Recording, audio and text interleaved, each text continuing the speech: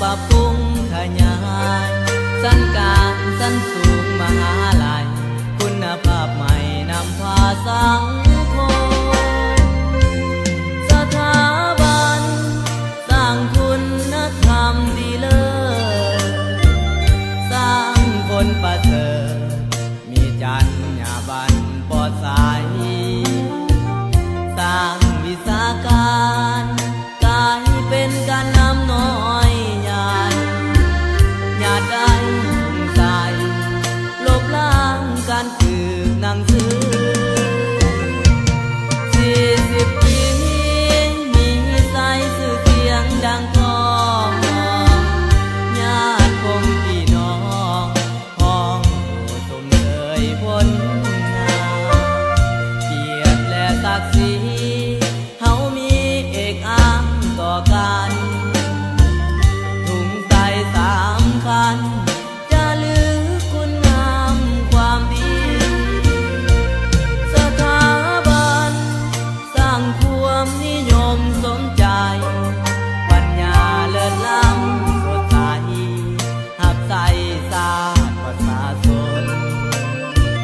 กบหอฝันดีมีมาลัยขันน้อยผัวใหญ่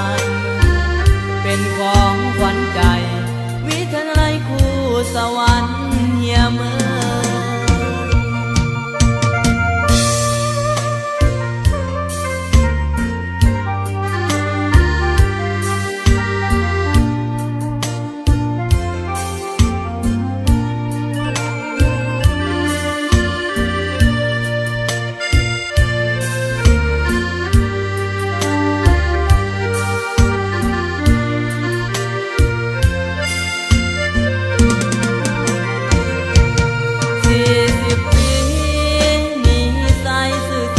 ดังก้อง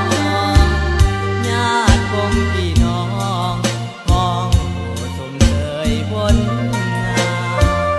เกียรติและศักดิ์ศรีเฮามีเอกอ้างต่อกันถุงใส่3 คันจะลือคุณงามความดีสถาบันสร้างความนิยมสมใจหักใส่ศาสตร์ประชาชนกบหอฝันดีมีมาลัยขันน้อยผัวใหญ่เป็นของขวัญใจวิทยาลัยครูสวรรค์เฮียเมือง